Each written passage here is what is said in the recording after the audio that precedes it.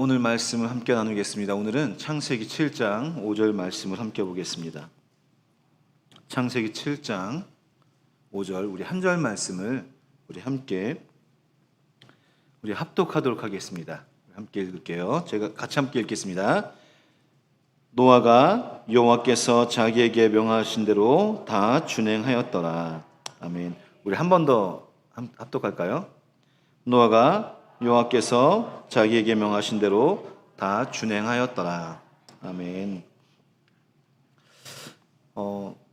보통 일반적으로 학교를 다니고 공부하는 사람들에게 있어서 이 숙제라는 것 굉장히 참 부담스럽죠. 물론 이 숙제라고 하는 것은 공부를 잘하고 못하고가 아니라 그냥 기본적으로 좀 굉장히 부담스러운 것 같아요. 저는 이제 학교 다닐 때 참 숙제를 잘 안 했었어요. 저는 숙제하는 걸 정말 싫어했는데 초등학교 이제 국민학교, 저는 국민학교 세대니까요. 국민학교 때 담임 선생님이 굉장히 무서운 분을 만나가지고 이제 방학 숙제나 막 이런 방학 숙제 막 산수나 이런 거 하면은 그냥 답안지 베끼고 사실 그냥 훅 해서 낼 수 있거든요. 근데 저에게 굉장히 어려웠던 숙제가 있었는데 뭐냐면 일기였어요. 일기. 왜냐면 몰았다가 계약 전날에 다 써야 되거든요. 그러면 이제 제가 작가가 돼야 되는 거예요. 작가. 요즘 우리 아이들은 이렇게 방학이 좀 짧았잖아요. 근데 저가 학교 다닐 때는 여름방학이 거의 30일 후반, 40일 가까이였었고, 겨울방학은 한 45일 이렇게 됐었거든요. 그러면 이제 그 날을 기억하면서 뭐 한지는 모르지만 하루하루 저의 그 감수성이 들어가야 되는 거죠. 막 글짓기가 되는 거죠. 그러다 한번 엄청 혼난 적이 있었는데 뭐였냐면 제가 막 순간이동을 한 거죠. 어제 백령도 갔었는데 오늘은 딴 데 가 있고 막 그런 거 있잖아요. 엄청 혼났던 기억이 있습니다. 너무 어려웠어요. 항상 이 일기는 매일매일 쓰면 참 좋은데 사실 하루에 그냥 짧게라도 이렇게 쓰면 그게 어렵지 않은 건데 몰아서 하려니까 참 힘들었습니다. 또 이 숙제라고 생각한다면 우리 모두가 지금도 사실은 갖고 있는 이 숙제라는 그 개념이 있죠. 저는 항상 한참 말썽 부릴 때 저희 부모님에게 숙제였어요. 야, 너는 평생 풀지 못할 내 숙제다 하고 맨날 이렇게 혼나고 그랬는데 요즘 저는 그 마음이 제 아들들한테 느껴지더라고요.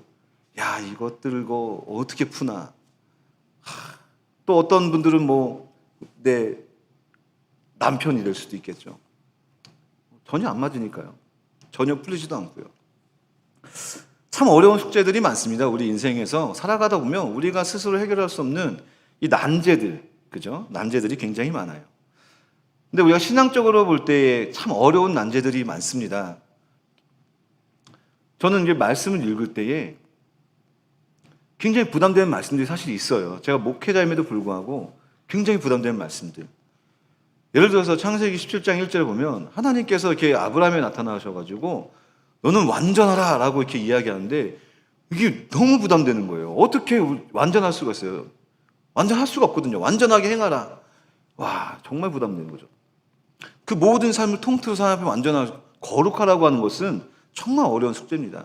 오늘은 우리가 그 어려운 것도 그 모든 삶을 들어서 어려운 숙제이기도 하지만 또 노아라는 인물을 통해서 그에게 주어진 이 방주를 설계하고 홍수를 대비하라는 이 과정 속에서 나타난 이 어려운 숙제에 대해서 그럼 우리가 어떻게 해결해야 될까? 해결할 수 있는 답안이 무엇일까? 함께 말씀을 좀 살펴보려고 합니다. 노아는 이 오늘 본문 5절에 보면 노아가 여호와께서 자기에게 명하신 대로 다 준행하였더라. 이 단어 자체가 굉장히 부담스럽죠. 다 준행하였더라. 그냥 준행하였더라가 아니라 다 준행하였더라. 우리가 단편적으로 방주를 짓는 그 일이 될 수도 있겠지만 사실 이 단어를 쓴다는 것은 굉장히 부담스러워요. 많은 학자들이 이 방주를 제작하는 기간에 대해서 추측을 합니다. 어떤 이들은 120년이라고 얘기하고 또 어떤 이들은 80년이라고도 얘기하고 그런데 제가 이렇게 성경을 가만히 보니까 노아가 자녀들을 낳은 기간이 500살에 셈과 함과 야벳을 낳았어요. 그리고 홍수가 본격적으로 시작된 게 600세에 시작됐다고 하니까 적어도 100년 아닌 것 같아요. 100년 안 동안 100년 안쪽에서 뭐 80년이 될 수 있고 정확한 우리가 숫자는 알 수 없지만 노아가 결코 적지 않은 시간을 그 방주 하나님의 명령을 듣고 하나님의 심판의 약속을 듣고 방주를 제작하는 기간을 가졌다는 것이죠. 사실 이 기간은 그 방주를 짓기 시작함부터 하나님이 언제 내리겠다는 그 약속이 없었어요. 어떻게 보면 정말 기약이 없는 약속이었겠죠. 물론 이걸 다 지으면 하나님께서 홍수를 내리시겠지라는 그 마음은 있었겠지만 사실 그 하나하나 제작하는 그 과정 속에서 보면 참 그 말씀대로 하나님께서 계획하고 하나님께서 주신 그 말씀에 따라 순종하여서 방주를 짓는다는 것은 굉장히 어려운 일이었을 것입니다. 어쩌면 우리의 믿음이 바로 그런 것 같아요. 막연함 속에서의 기다림.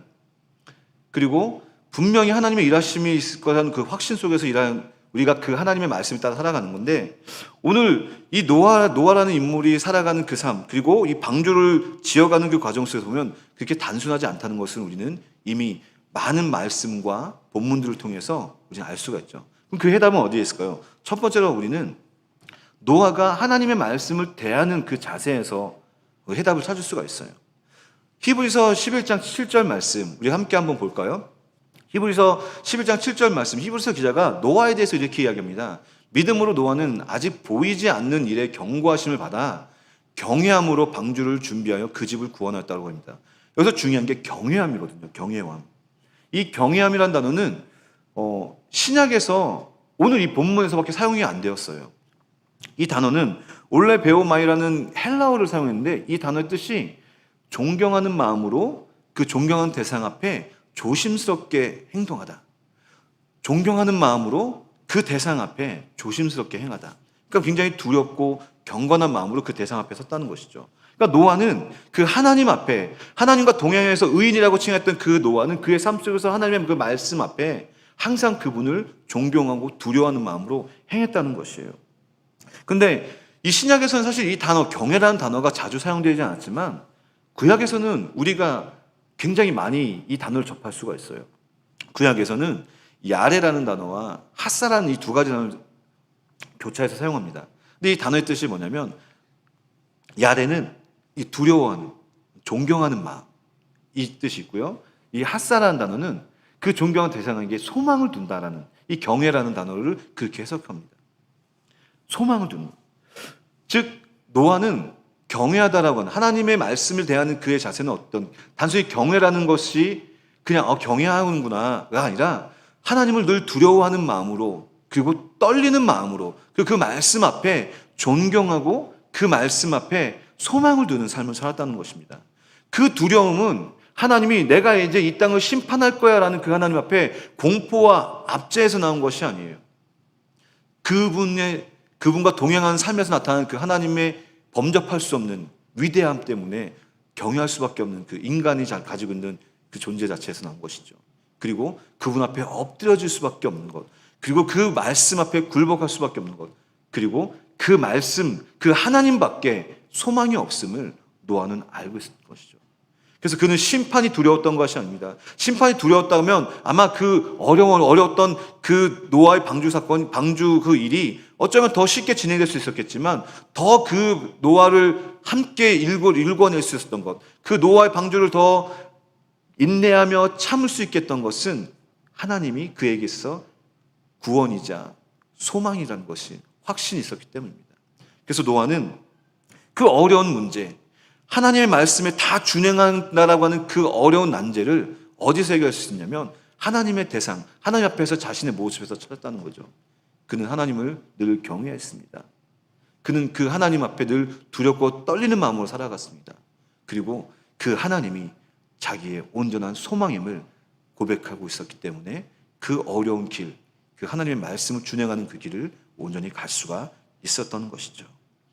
두 번째로는 노아는 이 난제를 함께 풀어갈 공동체가 있었다는 것입니다.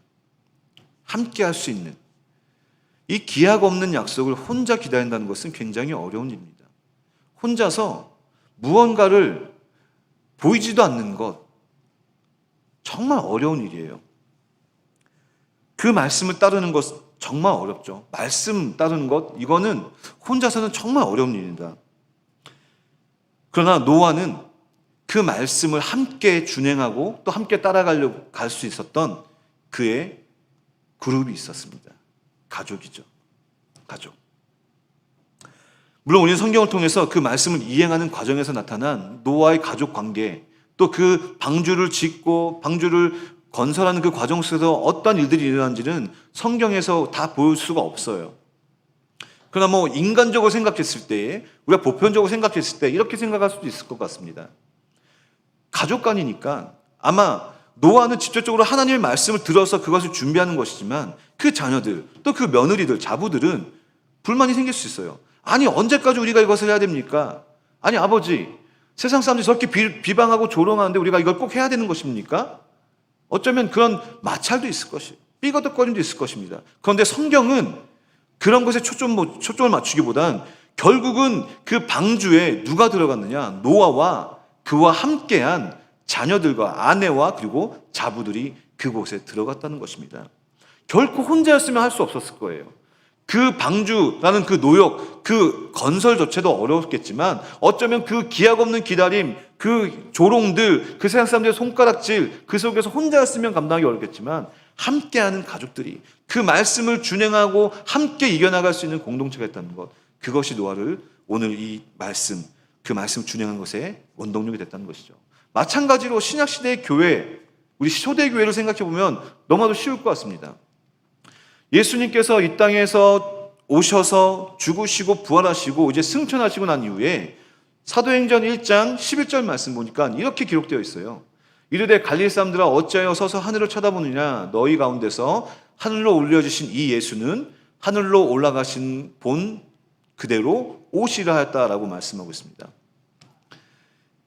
그 예수님의 부활을 목격하고 그리고 그 승천을 목격한 이들이 이제 예수님이 올라가시는 걸 보고 두 흰옷 입은 자가, 사람이 어떤 존재인지는 정확히 나왔지만 두 흰옷 입은 자가 이 이야기를 한 거예요. 다시 오실 것이다. 예수님께서 너희가 올라간 곳 그대로 다시 오실 것이다 라고 하는 정말 기약 없는 약속과 말씀을 했어요. 이 사도들과 그 부활을 목격하고 승천을 목격한 이들은 분명히 예수님께서 금방 오실 거야. 왜냐하면 사도 요한도 요한계시록에 보시면 속효리라, 내가 속효리라는 단어가 굉장히 자주 사용됐거든요. 아마 초대교회 사도들과 초대교회 많은 이들은 예수님께서 속히 오실 거야라는 믿음이 있었을 것입니다. 그리고 그들은 그 믿음을 가지고 살았어요. 근데 중요한 것은 그들이 그 예수님의 다시 오심을 기다리는 그 기다림의 과정이 그냥 시간을 흘려보낸 과정이 아니었다는 것을 우리는 잘 알고 있습니다. 그 가운데 무엇이 있었습니까? 어마어마한 핍박이 있었습니다. 어마어마한 순교의 사건들이 있었어요.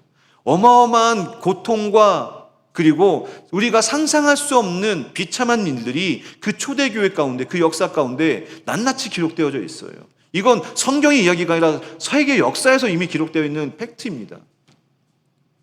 근데 그들이 그 상황에서 견뎌내고 버틸 수 있었던 원동력은 무엇입니까? 함께 믿음을 공유하고 그 약속을 공유한 이들이 함께 썼다는 거예요. 초대교회에 모였어요. 어려웠었지만 흩어짐을 강요하고 흩어짐이 당연한 것이었던 그 시대였지만 모여서 기도하고 함께 예수님의 다시 오심과 그 복음과 그 말씀을 기다림, 함께 그 어려움과 고난 속에서도 해나갈 수 있었던 그 공동체의 힘, 그것이 바로 우리 교회가 될 줄 믿습니다. 그것이 함께 믿음을 공유하고 함께 공동된 비전을 공유한 우리 가정과 우리 교회가 되길 간절히 소망합니다. 어쩌면 세상은 우리를 향해서 노아 가정처럼 바보 같다고 이야기할 수도 있어요. 그 가까운 시간에 왜 여기 앉아있냐? 피곤한 시간에 좀 쉬어야지. 그래야지 일도 능률 잘하지. 그래야 돈도 잘 벌지. 그래야지 뭔가 더 나은 일들이 일어나겠지 라고 세상은 얘기할 수 있겠지만 아니요. 그런 비방에도 우리는 더 귀한, 그들이 이야기하고 추구하는 가치보다 더 귀한 가치인 그 복음과 하나님의 약속의 말씀이 있기에, 그 위로의 말씀이 있기에 오늘도 이 자리에 온 것 아니겠습니까? 공동체는 정말 중요합니다. 우리는 더 흩어지기를 강요하는 이 시대이지만 영적으로 또 현장에서 모일 수 있는 우리 함께 모여 믿음을 공유하고 어려울 때 세워주고 쓰러져간 이들이 있다면 위로하고 안아주는 그런 참된 믿음의 공동체, 주님이 오시기까지 그 말씀을 함께 준행하며 함께 세워나가는 우리 블로교회가 되길 간절히 소망합니다. 세 번째로 그에게서 찾을 수 있는 그 준행하는 것, 그 다 준행할 수 있었던 그 해답은 어디서 찾아볼 수가 있을까요? 세 번째는 그 해답은 그 어려운 난제마저도 하나님이 마무리하신다는 겁니다. 우리가 할 거라고 생각하고 있지만, 우리가 노력하고 우리가 애쓰고 우리가 무언가를 땀 흘리고 수고하고 무언가를 막 발버둥 친다고 생각하지만 결국은 그 끝은 하나님이 하신다는 겁니다. 오늘 노아가 정말 오랜 시간 동안 방주를 제작했어요. 방주를 제작하는 그 시간, 사실 우리는 개념을 알 수가 없어요. 그 시간의 개념, 그가 했던 노력의 그 강도와 그 가치를 우리는 감히 평가할 수 없을 것입니다. 그 시간, 그러나 그가 만들었던 그 가치 있는 그 시간의 마무리를 누가 하셨냐?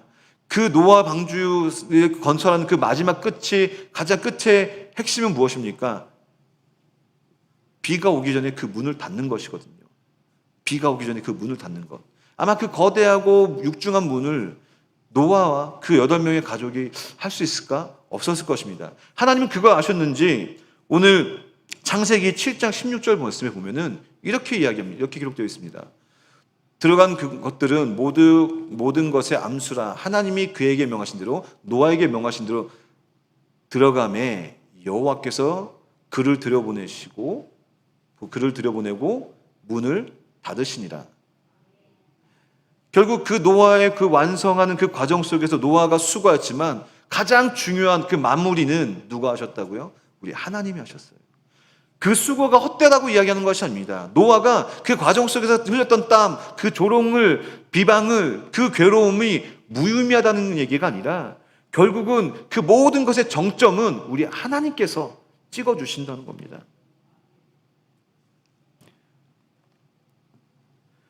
그래서 이스라엘 백성들이 출애굽하는 그 과정 속에서 보십시오. 이스라엘 백성들이 하나님의 인도하심에 따라라고 이야기합니다. 하나님이 인도하셨다고 이야기합니다. 하나님이 데려가셨다는 거예요. 하나님이 현현하셔서 나타나지 않았지만 분명히 하나님이 그들이 자격 없고 그들이 결코 전쟁에서 승리할 수 없는 그들을 하나님이 인도하셔서 가나안 땅으로 들어가게 하셨고, 포로되었던 그들을 하나님이 인도하셔서 다시 해방시켜주고, 그리고 자격 없는 우리도 역시 인도하셔서 하나님의 자녀로 삼아주셨다는 것입니다. 신약에서는 그런 우리 이제 부활하시고 하나님 곁에 이 땅에서 더 이상 예수님이 함께하지 못한 그 상황 속에서 절망한 이들에게 우리 예수님께서 뭐라고 말씀하십니까? 요한복음 10장 13절 말씀에 하나님이 우리 예수님께서 이런 약속하시죠.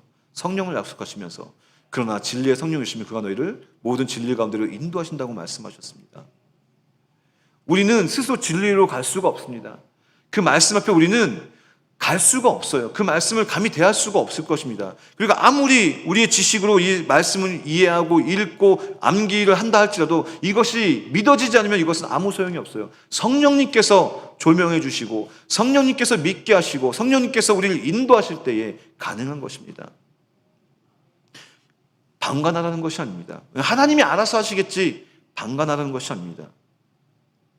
하나님께서 말씀하시고 인도하시고 또 부르신 우리의 각자의 삶의 자리가 있을 것입니다. 그 자리에서 우리는 열심히 살아야죠. 노아가 그 방주를 짓는 그 기간, 막연한 기간, 알 수 없는 기간, 언제 비가 올지 모르는 그 막연한 시간 속에서 노아는 그가 하나님께서 부르신 그 자리에서 묵묵히 해나갔습니다. 우리도 우리 각자 부르신 자리가 있습니다. 직장이 될 수가 있습니다. 가정이 될 수가 있습니다. 또 교회는 각자 봉사하는 그 자리가 될 수 있을 것입니다. 그곳에서 묵묵히 하나님의 인도에 따라 살아가는 것. 그냥 살아가는 게 아니라 오늘 노아는 어떻게 했다고요? 절대적으로 하나님을 신뢰하고 소망을 하나님 앞에 두었다는 것. 바로 그것입니다. 그때 하나님께서 닫아주셔요. 비가 셀 수가 없습니다. 하나님이 닫으셨는데 어떻게 비가 셉니까? 절대 셀 수가 없습니다. 절대 침몰할 수가 없습니다. 절대 뒤집어질 수가 없습니다. 하나님이 닫으셨기 때문입니다. 우리는 무능하지만 노아도 역시 무능했습니다. 그러나 나를 통해서 노아를 통해서 하시는 하나님의 일, 하나님의 능력, 그 능력을 믿고 나아갈 때에 놀라운 기적들은 우리의 삶 가운데서 분명히 일어날 줄 믿습니다. 말씀을 정리하겠습니다. 사실 우리는 노아와 같이 살아갈 수가 없습니다. 똑같이 살아갈 수가 없죠. 아브라함, 성경에서 아브라함의 연약한 부분이 많지만 우리는 아브라함을 쫓아갈 수가 없을 것입니다. 성경에서 무수히 많은 믿음의 인물들이 있지만 우리는 그들과 똑같이 살아갈 수가 없습니다. 똑같아질 수도 없습니다. 그러니까 분명한 것은 그들도 역시 연약한 인간이었고 우리도 연약한 인간이었다는 것입니다. 그들도 연약한 인간이었지만 하나님께서 함께 하셨을 때 그 어렵고 어려운 난제, 그 말씀 안에 말씀을 따라 살아간다는 그 어려운 문제를 하나님과 함께 했기 때문에 가능했다는 것. 그리고 또 하나님과 함께한 것과 더불어서 그 하나님을 함께 섬긴 이들과 함께 했기에, 그들과 함께 하나님을 공유했기에, 하나님을 함께 신뢰했기에 그 어려운 고난의 길도, 그 어려운 문제도 같이 해결해 나갈 수 있다는 것. 오늘 그 말씀을 기억하시길 간절히 소망합니다. 우리는 불가능하지만 우리 하나님은 가능하십니다. 우리에게는 문제가 되고 우리에게는 어려운 공식이고 해결할 수 없는 꼬여진 그런 일들이지만 우리 하나님께서는 능히 그 문제를 해결하실 수가 있고 닫으실 수가 있습니다. 우리 주님 일하심을 오늘도 또 곧 오실 그 예수님을 기다리며 그분 앞에 온전한 소망을 두고 살아가는 우리 모든 블로그의 성도님 되기를 간절히 소망합니다.